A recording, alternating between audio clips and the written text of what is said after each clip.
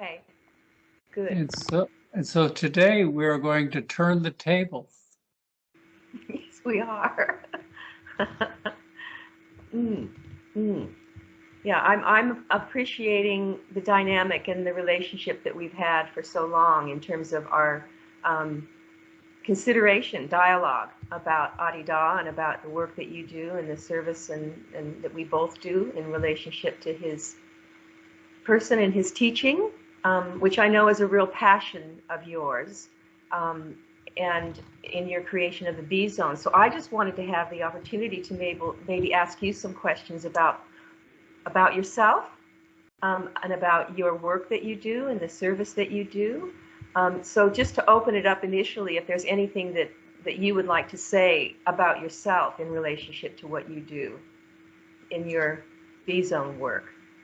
Well, I first want to say thank you for offering to ask me about the work that I do and who I am, I guess, is the other part of that.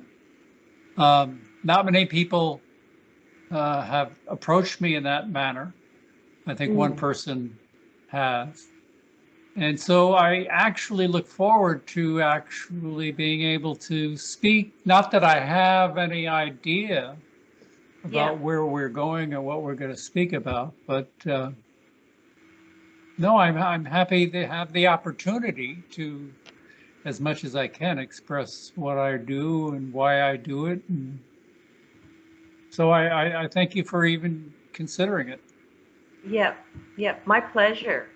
Because I've come to have such respect for your openness, for your insight, for your reflections, for how you've helped me and how you have made so much available for so many people, very, very broadly relative to the whole great tradition of human life and religion and spirituality, all aspects of life. And I continue to see you posting new postings, of things that you have been coming in contact with in terms of literature or world happenings or people that are involved in things that are of interest to you. And I always find the common thread that you are really very, very passionate about everyone having a voice and being able to understand what's being said and being able to participate together in a dialogue that's useful for humanity. No, this to me is interesting. Beyond, and I don't, that is like not just, oh, it's interesting. This is really interesting because to actually understand the perfection and the beauty of the divine process for any individual, to me, is the purpose of life in relationship. To explore that, to help serve that, to participate in it, and the vastness of how it manifests is like what you were saying, you were never in the program. Well, that makes you really suited and more available because it certainly isn't a program. So again, what brought you into being moved to do this? I think it's my own inquiry and the process of what it is that I found myself involved with in terms of awakening, I guess you might call it, to whatever degree. Because I saw it wasn't just a personal awakening or a wake-up call, it was a universal wake-up call. And so you want to share what you have understood or what I saw about my own world and life and mind, and and so I was, I'll be honest, I just had a certain kind of understanding that developed over a long period of time. And it just became apparent to me that it wasn't just a me or my story. This is a bigger story, and I'm connected to a larger happening out there in the world and people and circumstances and situations. So I can't not do what I do. I just can't. And I have to say that I've been given the opportunity by the situation of life and circumstances and relationships and lifestyle and money and whatever to be able to support myself, and that gives me the freedom to do what I do. I don't know if that's fully No, comprehensive. that's a remarkable blessing, you know, that it fell into place that way.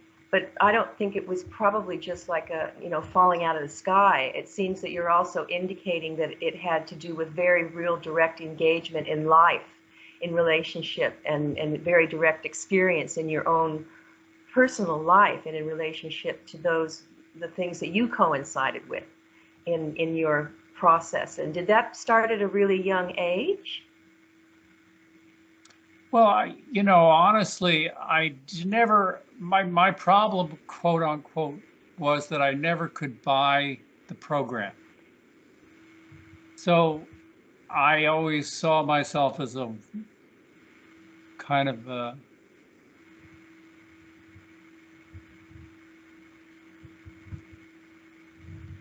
Holden character in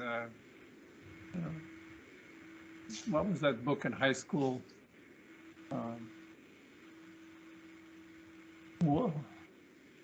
Just a lost soul. And so I really had no direction. I had no sense of myself. I had no idea. Plus, I have a little bit of a hearing difficulty. I'm partially deaf at certain frequencies. Yeah. And so academically and culturally, I could never really stay with the program. Okay. So, I was always in a less than developed academic world. So I always had a deficiency psychologically and developmentally in my own character.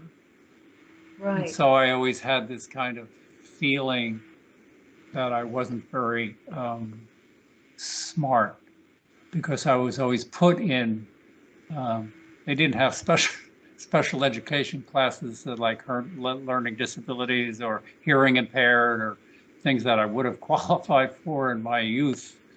But so they threw you in with the troublemakers. And so that was everybody with either epilepsy or JDs, as they called them in my, juvenile delinquents and troublemakers, or people who just didn't fit in.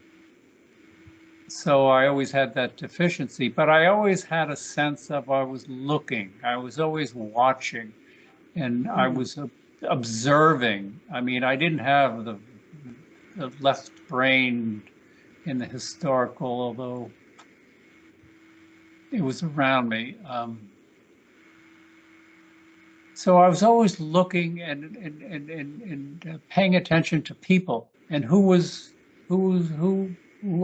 was looking to see, who I respected or looked up to or was looking for a hero. Things of that sort. Somebody who really inspired me. Yeah. You know. So who were you first inspired by? Do you have a memory of what moved you that gave you any kind of a sense of an anchor, or who you were, or how you could relate to the world then? No, not until really later on in my life. In terms of really, I could focus. I have to confess. I mean, the first thing that kind of woke me up to something more that I really could investigate was after I got out of the Army, and I was given a tab of LSD, and for about 4 or 5 years, LSD was my investigation. Right. And it wasn't So, through, yeah, it wasn't through music, and it wasn't through the social, although that was part of it. But my focus was on the state that that particular substance created in my mind and right, my okay. being. And so I Mm, wanted to understand what I was experiencing. And then I started to investigate an internal landscape. And okay. that's Mm, and that's where I got my sense of things. It was through a yeah. kind of and it wasn't through Carlos Castaneda or anything of that sort, you know. It was more of a kind of a, if you will, a mystical. I don't want to put a lot of stuff on it. But that, Sure, sure. that was my focus. That was my focus. That was my focus. But I Okay. also had to adapt to the world. I did get a degree. I studied, but most of my graduate studies was it was in special education, and that fit with my Mm, profession. But my real mm, passion was understanding the psyche, the psychology, the philosophy, and things of that sort. And after a while, LSD no longer serves in the sense that you've got to get it engaged in your life, what it is that I'm experiencing. So meditation became a central part of my life, and that's what got me into Buddhism. And okay. Yep, yep. Well, that's a pretty broad spectrum of experience, what you just described. Really broad and significant because when I hear you speaking about it, of course, my heart goes out to you in feeling sympathy for the context within which you grew up, and all of us as an innocent at that point in time, and trying to make sense out of the world, and uh, and then the effects that of what you associated with, even into going into the army, and what you were describing of the circumstance of those who were you were thrown in with, you know, the bullies, the misfits, the all of those dynamics, and then but then what I was wondering is, where did you grow up? Like, were you in a rough neighborhood, or was it what kind of a setting did you grow up in? I grew up in a Mm. Walt Disney World. I grew up on Long Island. Yeah, I was Yeah. born 45, right? Mm. And so the world that I grew up in was a Walt Disney World, Spin and Marty and That's great. that kind of world. Um, Yeah, yeah. and I was an athlete and whatever, and good. I was a good boy. I was not a Mhm. troublemaker So or you a didn't wise you didn't ass. take on that costume by virtue of association with the ones that you ended up at an earlier time being thrown in with, because it seemed like you were impaired in some way. You became strong in relationship to that as a result of that challenge. Well, you had to be strong in the world that I grew up in. You had to Yeah. stand up for yourself. You had to fight. You Mm. were definitely put in a pecking order of who's Right. stronger, who could beat up who, Yeah. and whatever. That was just part. You had to do that. So I Mm. mean, I wasn't just pushed around, but Yeah. after a while, I found I was allowed to participate to whatever level I was allowed to participate in, which was I was nobody pushed me around. Yeah. Um, but I was not engaged. I mean, was an athlete. I played shortstop in high school and baseball and football and Mm. whatever. Um, but I wasn't engaged. I was an observer. I really Yeah. didn't. Um, I wasn't out front. I wasn't in the front of the class.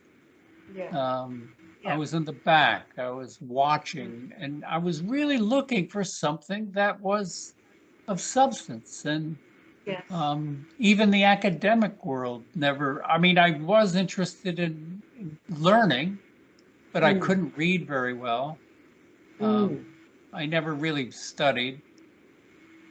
My uncle was a professor at NYU, and he would always want to speak history. My father was a jazz musician um, and and worked in Manhattan in advertising and publishing later on. But Mm. but I was an observer, and I was kind of the quiet kid in the back, if you will. But you know, nothing really um, took. Nothing really grabbed me. What I did see, though, honestly, what I did see was the cruelty that people were doing with one another. So my Okay. example that I used later on to when I talk to people is that I remember every time there was a group of people, 3 or 4 teenagers or whatever, and they'd get around and everybody, oh, we'd all be talking as if we were buddies or whatever. And as soon as one person left that group and had to leave, immediately that group started talking about that other person. And they were Yes. not nice to that person. And I said, well, wait, it just dawned on me that people have a two-faced way about them. They're not really fully honest. I Yes. just, people didn't real, I didn't get any sense of, I didn't really, people didn't impress me. Yeah. Really. Yeah. Yeah. True, the Well, deep so part. mm, that must have been exacerbated. I mean, you mentioning yourself having to be in the context of war. Were you actually in combat? No, my brother was a fighter pilot, so I was in cryptology. So I was more in the passing secret messages. So my brother went to Vietnam. I had not a lot. My mother had 3 children, boys in the army at the same time. My older brother, myself in middle, and my younger brother. So we were all Mm. in the army. My brother was a fighter pilot in the Air Force. I was in the army. My brother was in the army. So both of us were sent there, but we were sent back because my older brother was there. So both Mm. myself and my other brother went to Germany, and I was in a satellite receiver station, and that's really when I started to grow up in a way Mm. because the army would requires you to grow up. And I Yeah. did then find out that I had some skills, at least the army said I was not, had an IQ of more than 70. Okay. Mm-hmm. And so then I started to get a sense that I was more than just, a loser or whatever. So the army brought me up to a certain manhood, and that's Mm. when I got involved with uh, a lot of I got involved with a lot of women. I, I I hooked up with these people who owned a bar in Saarbrücken in Germany, and she owned a bar, and she was from Paris. She was an older woman. She took me under her wing. She had about 15 young women who she traveled back and forth with to work with GIs in Okay. Germany. So she took me under her wing, and I just got in with 1 or 2 other friends of mine. So Mm. I grew up rather quickly when I was in the army, but mostly with Mm. women. Yeah, mostly with black folks. That's another thing that was always very prominent in my life.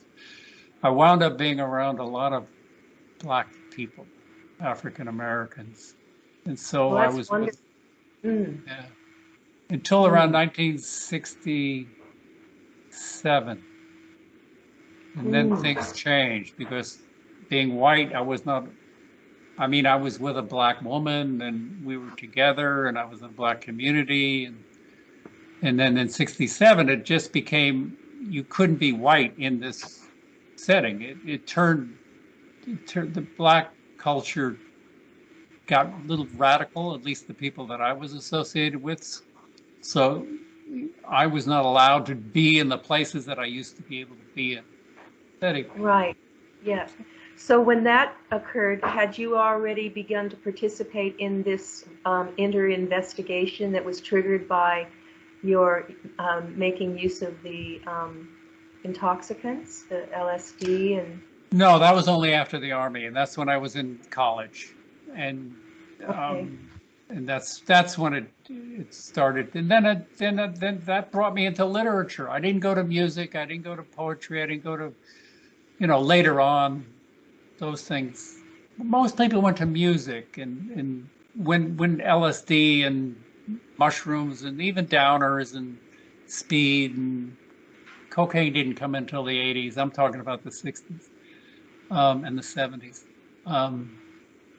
No, I got into. I wanted to read. I wanted to study. I wanted to find out what was said about these things in the literature. Nobody around me knew. They were just partying or. So did this all of these different influences and what you're describing in terms of how you felt like you began to grow up as a man, and then also the carrying the kind of observation or awareness of what you were participating in and evaluations being made, and then growing up and feeling a bit stronger and more confident in yourself, and then combined with the experiences that you had with the LSD. Was there a period of time in which you began to feel that you sort of formulated something of a sense of your purpose of yourself in relationship to the world? No, it was peripheral. I mean, I did wind up, like I said, going to college and getting a degree and studying and becoming a certified teacher and a master's in special education. I mean, I peripherally played the game, so to speak, to just function, have some livelihood. I wasn't just going to. Well, for a period of time, I really did not engage. I mean, I had these credentials and I had these opportunities, but I'll quickly say, I went down to New Orleans. I spent my undergraduate work and my graduate work in New Orleans at University of New Orleans and Tulane and other universities down there. And I wound up getting married to a very, very wonderful woman who was part of the upper class of the Blue Bloods of New Orleans. And I was put into this social environment. I was a long-haired hippie, and this is New Orleans in 1971. And Okay, 70. Yeah. you know, you could still have trouble with the white and black water fountains, and not in New Orleans per se, but you go to Jackson, Mississippi, or Meridian, or Lacombe, or up to Franklin, Baton Rouge, and Monroe. You run into all these things. But I didn't really engage life. My wife was she worked with CBS Records in Manhattan. And during this early period of time when music in New York, and it was a happening time, and she was in Manhattan, and she finally moved down to New Orleans, and then she kept working at the radio station and the TV stations, and I just engaged myself with Buddhism and meditation, and I got involved with Chogyam Trungpa Rinpoche and the Naropa Institute and started studying, and I really never engaged. I taught Buddhism at the Free University. I was a meditator. I was part of a study. I started a study group in New Orleans for Trungpa, and people would come over my house. We'd have 15, 30 people over my house on the weekends, and my wife was scratching her head because she was not understanding everything, and I was not engaged. I was not making money. I was at one point just chopping firewood and selling it and living hand to mouth. And at that time we had a child, and that did not sit well. And finally, you know, after 7 years, he said, I don't love you anymore, and I've got a little boyfriend on the side, and see you later. And that's really what kicked my ass and got me involved with, okay, I got to get my shit together. I just can't meditate all the time. I was not doing any drugs or anything like that. Okay. And at that time, I worked in a residential treatment center as a counselor, and then I wound up working in the mental institution as a learning disability specialist. And then I got into theater, and I started doing theater, and then I got into my little Playboy period for about 4 or 5 years until it just got too wild and crazy. And then during this period of time, that's when Adidam came into my life in about I met Adidam in 1972 through the knee of listening, 1973 in Sausalito. I was traveling around the country, and his first book was The Knee of Listening, and then The Method of the Siddhas.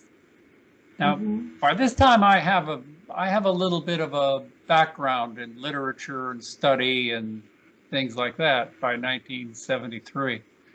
And so when I was reading Adidam, the book, The Knee of Listening, oh, yeah, okay, good. But I'm not a God. I'm not into God. You know, I'm a Buddhist. And because of my experiences with LSD, I understand that what the light is and the domain of the divine, but I never found a God, nor did I ever find myself. Right? Yeah. Yeah. There was never. I always saw that there was this me who was watching everything or was experiencing things, and I began to suspect that what this me was, because I really didn't even have a social ego. Right? Okay. So I suspected. I didn't understand. And I understood through traveling through these experiences with acid that this me was an obstacle to travel. You couldn't go into these places with the mind. You had to go with your heart. And so there was a yoga associated with all of this too. It gets a little complicated, but anyway. But how, in terms of the heart entering into it, how did you become aware of that? As a necessity, because you're describing a lot of being disengaged and awareness, sitting back, observing, and still, living all the experience, a lot of vast experiences that you've had so far on many, many different levels of the being. And then there's the heart. You're mentioning the heart, and then obviously you're coming into Adidam's sphere of I'm gonna tell you, and this does not play well because and I'm not reading anything. You're asking me a straight up question. I'm gonna give you a straight up answer. Sure. That's all I ever want. So one time, I'm in an old Westbury. I'm in an estate in old Westbury, where these old railroad barons had these huge estates. My friend Jimi Hendrix is his name, and Carmen Ortez. We were all doing LSD one night, and they lived in this castle. It was a castle, and it was an estate in old Westbury. And they went off and they did their thing, and I'm sitting there in this big old castle, and I'm starting to go, and I'm leaving, and I'm under the influence of LSD. And I realize that I'm saying goodbye. I mean, I'm just kind of I'm realizing, I'm saying goodbye. I'm saying goodbye. I'm saying goodbye. I'm saying goodbye. And I'm realizing that I'm leaving this world or my identity or my family. I'm saying goodbye to my father. I'm saying goodbye to my mother. I'm saying goodbye to my friends. I'm leaving. And I'm under the influence of LSD, and I'm not realizing. And then at one point I go, oh, I died. And then I felt a knot in my stomach. And I said, why am I doing that? And immediately that opened, and my consciousness went from my stomach to my heart. My heart exploded open. And I realized that, I didn't even know about, I'm not there. I didn't know. I said, I'm not there. I'm here. Meaning that it was the first time I got a sense that I didn't even know I was operating out of my navel. I didn't even know that. Sure. All of a sudden, the heart is where I am. I'm in my heart. I didn't even fully understand that. So that's when I realized my center was my heart. And Mm. from that period of time, I always operated out of my heart as opposed, Mm. what I had to engage the navel and whatever. But Mm. that's where the heart became the center of what Mm. I understood I was operating out of my heart as opposed to my navel. Mm. That's significant. That's wonderful to hear that so vividly. It's very vivid, like what you're describing. I completely can comprehend and feel the significance of that. And what year was this?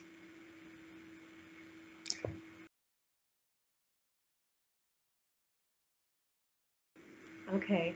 So, in the context of obviously so much has occurred for you since then, but at that moment in time, it seems that a lot came together in the midst of your relationship to reality itself, to life itself, to truth itself, to the divine itself, to light itself, Well, to, this yeah. is where I now lived from. I trusted where I was. I found where I Mm, was. And now I could mm, operate. I didn't have the mental capacity. I didn't have the social thing. I mean, I had my degree and all that stuff, but I operated out of my heart, and I always trusted my heart. Now, believe mm. me, it wasn't a easy ride home to Sure. where I am now at 77. But I want to Mm, tell you, it always proved to be the truth of where things were and what it eventually worked out. Although it was trial and error, and I was rejected, but everything transformed itself into another opportunity or another thing. There was never an mm. end. See, this is Right. one of, this is the, it gave me like, there was just this opening. It was just open. It Mm, was just open. And there was never an mm, end. There's never an end. mm, It just keeps mm, going. mm, So I mm. was never like, barriers didn't really stop me. And even Yeah. not, I didn't operate out of mind so much. I operated out of a sense of like my intuition. So So you I were mean, available. You were available. Um, from what you're describing, my feeling, intuition of it is that the influences that came into your field, into the patterning or and your feeling awareness in relationship to that, that many of those things coincided or came together at a point that there was you could call it an awakening, an epiphany, an understanding. Um, no, a, there's a lot of trial and error. There was nothing yeah, mystical, nothing mystical. It was all about engaging life, getting life yeah, straight, working with life. It had nothing. I mean, it did have that. To me, it had a different level of it. But most of the beginning of this whole process was getting life straight, getting okay, life straight, relationships yeah, straight, life straight, money straight, just getting straight. And where it and was not mm, complicated, it didn't yeah, interfere. Finally, okay, yeah, things, yeah. Okay, so I hear what you're saying in the level in which you were functioning at that point in time and incarnating. Yeah, incarnating. and yeah. So, and what I'm pointing to is the influences that perhaps served that process because Oh, you now weren't remember, independent. Yeah, yeah, no, yeah, I mean, I'm and I'm meditating, mm, I'm reading, I'm connecting with Adidam's literature now, and I'm reading. I yeah, mean, because of my deficiencies in my early life. sure. I mean, I would have 10, 15 books next to my chair every night. I was a Mm, voracious reader. I read everything, history, science, yeah. math, just in terms of Wow. study. This certainly. I'm very grateful to hear this kind of detail while we've had our conversations and connection for quite a long time now.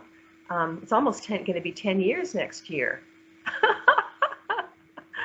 and um, and I want to continue this because it really is moving. I find the life story, of the living being and its process of manifestation and the influences that awaken us in life then we are brought into an incredible process of what you describe also as a motive to serve. Then, to help, your sensitivity to trying to help people, to give back, from what you have learned and what your experience has been and what you've come to understand, and paradoxically, the incredible knowledge. Well, this is interesting because I never fit in the middle of the program. I was always on in deeply disturbed, psychologically, educationally deficient, criminal, prisons, working with, like I said, backward mental institutions, residential treatment centers. And then I wound up getting into the public school period of time when I ran alternative programs for every kid that got kicked out of school in Richmond and Vallejo and in Northern California, and ran alternative programs, and 90% of those kids were Black or brown. And it was always a street environment. That's where New York really served me, because I could hang with that kind of environment and not be intimidated by that. So I was always in a very difficult, visceral, street level life and mental health stuff. But remember, Adidam was very important to me from the time of the method of the citizens, 73, 74. That's really when I made my connection, or he made his connection with me, I should say. That, because then I found out he was the one, he knew more than anybody. And I read a lot, and I continued to read a lot, but nobody even came close to what he said and how he said it. And as I said, I was not a God man, so I didn't get drawn to the guru in that manner. But I was very much influenced by his literature, and only later, it was not until 1983, I think, that I actually had an opportunity to come into his physical company. Right. And that again confirmed what I had already known outside of his company. So, yeah. Which is a very significant, again, that's the fact that you were able to, and this is many thousands of people have had a similar kind of introduction or an intervention, in relationship to Adidam and his work in this world, and so to feel the manner in which, and the time in which he came into your life, the perfection of it, it's just beautiful. And when you describe the way that you describe, I now feel you in this point, in the way that you're expressing, you're very anchored then. You've come to a point in life because of the way that you realized you had to engage, the responsibilities that you had to take, and your fervor for that in relationship to happen, to take responsibility at that level. Was very important for you, and different than when you were describing, but also it feels from what you have communicated that there was also this kind of unique feeling awareness of things because of an apparent disability, in relationship to life and how you fit in, and yet that plus the demand that was made in terms of you actually manifesting and incarnating in a human way is something that you express often. The necessity for that level of growing up and engaging in life is a necessary foundation to be able to continue to participate in the awakening, the process in life. Well, for me, I don't know how people could do it opposite. I I think Ram Dass used to say it's vertical schizophrenia, meaning that you don't handle the basics. Because if you don't handle the basics, you always got to be drawn back into dealing with whatever shit that you got to deal with, whether it's be money, food, or sex, as he talks about. And when you get that stuff handled, then you're free. Your attention is free to deal. It's not that any of that goes away, but it's not disturbing. It's got a certain equanimity to it. There's a certain balance. It doesn't keep on raising its head, saying, you got to do this and you got to do that. There's a certain level of that. But you also have a certain level of what you will do and what you won't do. And you're clarified in what you will do and what you won't do. And you won't put up with this and you won't put up with that. And I'm not going to wipe your ass. You got to wipe your ass. That kind of stuff. And it's a little hard ass. But I guess that's my New York thing, too. Yeah, but look at what you worked with, and these were people that you really wanted to help. Everybody is in need, and some seem to be obviously more in need than others. But when you describe you're working in a mental institution with the young men that needed to have help, and also even in the context of the psychedelic experiments, the different variations of people working in the Black community. There's yes, but I also saw something in that world that kept people in that situation, that there was something there that they didn't want to leave. They didn't want to change. There was this kind of albatross that kept them in this suffering and this dysfunction and this complaining world. That there was something, even though you could hand them something on a silver platter and you could put an appointment out there to get a job or take them to the DMV to get this or do that, they'd fuck it up over and over and over. And then you really get to see, like, whoa, am I just being kind of here, or what's going on? And then, my mother and my sister, my brother, and all these things, and the constellation of their life, they were so kind of connected to this dysfunction that when you're saying that, it immediately reminds me of Adidam's words and about the ego is an addict, and also then the revelation or the insight that you were given about the knot in the navel, and the release of that, and the place is the heart, to move from there and to live from there rather than the knot in the navel.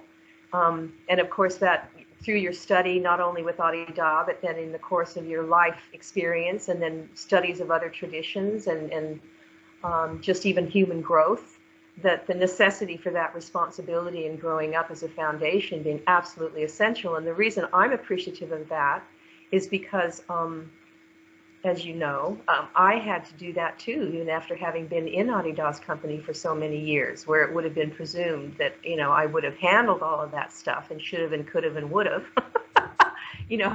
in that particularly unique situation that I was in for so long. And I was graced by his blessing and his instruction, engage, now put it to the test. It doesn't happen in this secluded kind of a program or a world that's separated out from being absolutely having to be responsible in life. And so when you remind me of that all the time, and I can feel why now, and the integrity in it.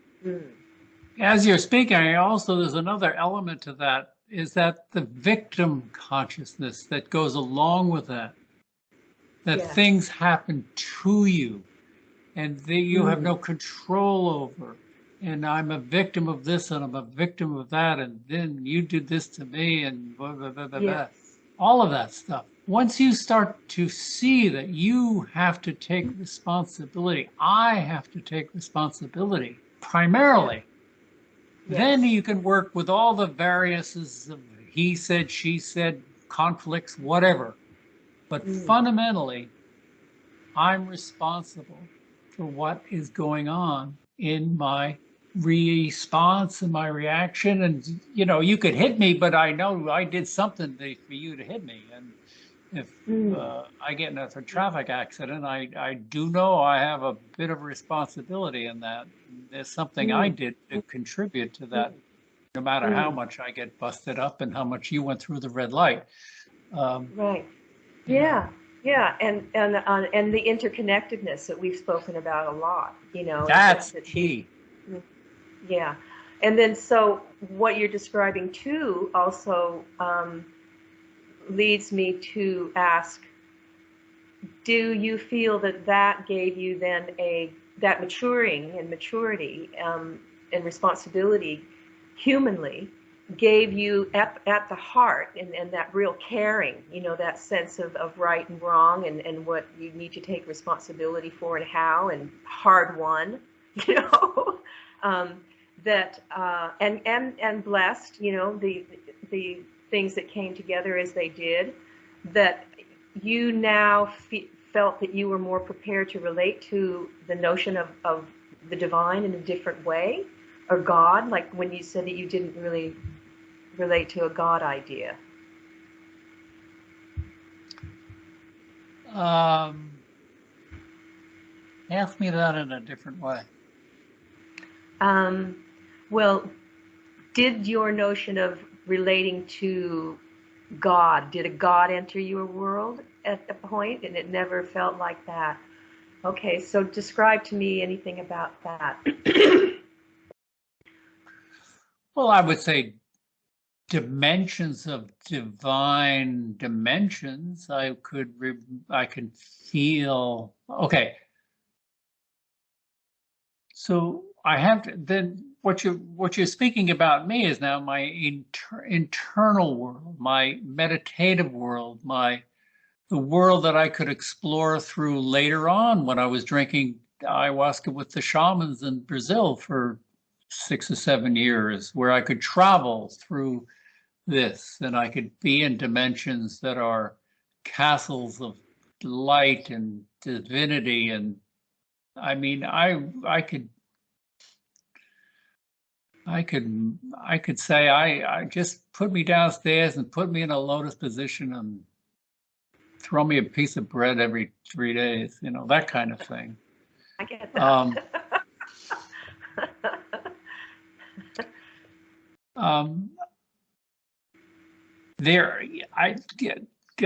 When you say God, I don't have a concept or an idea. I do have a sense of divinity, of pure bliss, if you will, of the unity, of sublimity, of beyond lives upon lives, beyond the mind, beyond, whatever. So I just can't, I don't have a concept, I can't speak. I mean, I can say the word and I get an intuition, but I don't, it's too singular to say a God, because it's all unified. Okay, so, and was this your awareness early on, or was this something that you have become, that has, you've awakened into more vividly, more tacitly? Because I know the word itself is loaded. Like, and for me, of course, you didn't then have a lot of mind forms relative to a God in your upbringing or a notion Oh, well, of I God? know. I mean, I grew up a Catholic. I mean, I was an altar boy. I prayed. I just always knew there must be some happening God somewhere. And I prayed to God and prayed to God. And about 12 or 13 years old, I remember standing out in front of Webster Street on a rainy day saying, "Please, God, if you're there, please give me a sign. Please, please." And I never got a sign. I'm not saying that.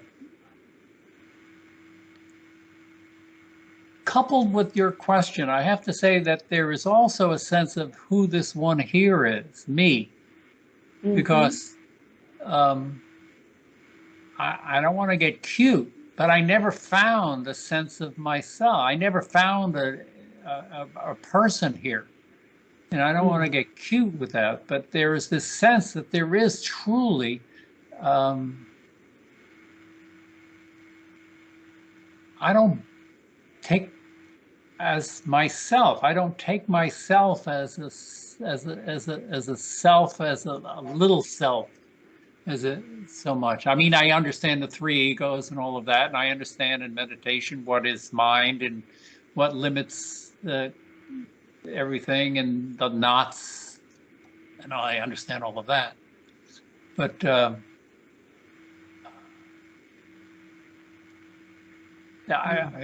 just not clear, I guess, to communicate that there's this divinity there and I'm here kind of stuff. It all blends. It doesn't, I don't even begin to, I mean, I ask these questions. I've gone over deep philosophical contemplation for decades. I've studied Madhyamaka and I'm really familiar with all the nuances of Buddhist and Hindu and other philosophical systems. And after a while, I've kind of given up on this kind of splitting the atom, I call it, you know? Right. So when I'm asking you this question, you're speaking of a understanding that has been, what would be the word? It's a direct feeling, experience, or knowledge of something that is greater than just a sense of an independent, separate self. Much greater, and it's not conceptual, and it's not even perceptual. Although there are perceptions in the astral dimensions, but when you get into these non-formed transcendental dimensions, there is no mind. There's no discriminating. There's really the heart that's kind of running the show here, and you are really now having to deal with a psychic force that's planetary. It's not within the planetary system. It's not in the cosmic system. It's not in the form system. It's in a transcendental dimension, and so I can't speak to that. I don't keep, there's an intuition, and I don't know. I really come to that place of ignorance. I really don't know. Not in a duh. It's like I trust. I trust. I just trust. Yeah. And I never try to do these first principles anymore. Yeah. So it feels to me that it would be the next time that we talk would be good to explore that more, because that understanding is not as easily graspable as the understandings that you came to relative to this matter of the human incarnation and responsibility. But the nuances of what you're describing, because of the vastness of experiences that you have had, and with the heart impulse of this "who am I," understanding, that would be something that would be useful to explore more. Yeah, I'd be happy to. Yeah. And I appreciate your questions. And I don't have I don't think I've done this before, so it's yeah. No, I this to me is interesting. I mean, beyond, and I don't, that is like not just, oh, it's interesting. I mean, this is really interesting, because to actually understand the perfection and the beauty of the divine process for any individual, to me, is the purpose of life in relationship. To explore that, to help serve that, to participate in it, and the vastness of how it manifests is like what you were saying. You were never in the program. Well, that makes you really suited and more available because it certainly isn't a program. Well, I have to say, it's interesting now that I'm in this older phase here, and when I re-enter into these quote programs at an older age and a more, I don't know, able age of nuance and knowing how to work with people and be with people and stuff like that. there's such a freedom that, I mean, you're really only working up against people's limitations, and you're working within this kind of, narrow bandwidth that most people just stay in. And I feel myself so far outside of that. But okay, so if you just want to play in this little field here, okay, we'll play in this. I understand that this is a big institution here, and it's got a lot of names and people around it, but you're still operating in a very small bandwidth here. And so it's really kind of interesting to come back and re-enter a quality places that I do mix with, and quality people, but to see how narrow people operate, the narrow bandwidth that people operate in. They don't have the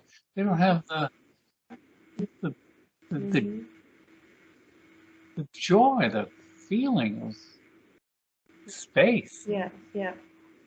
The perpetual intent to constantly be defined, identify with and be defined, that in and of itself, that is the narrowing, that is the pinning down. It makes everything very small and completely unavailable. Yeah, so when I take literature classes and read these stories and get to see the worlds that people have created and what offends them and what upsets them and what they're dealing with, and you go, God,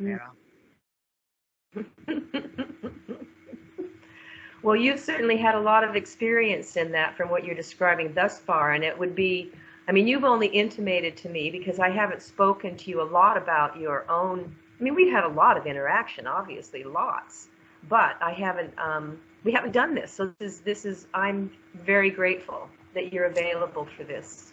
Well, thank you, and I appreciate you listening and hearing me and receiving me. I do, honestly. Yeah. So well, I guess you've done it with me for a long time, and you're still here in the room with me. So thank you too. Okay, so we'll do this again soon. Okay, much love to you. Thank you. Thank you. You too. Thank you. All right.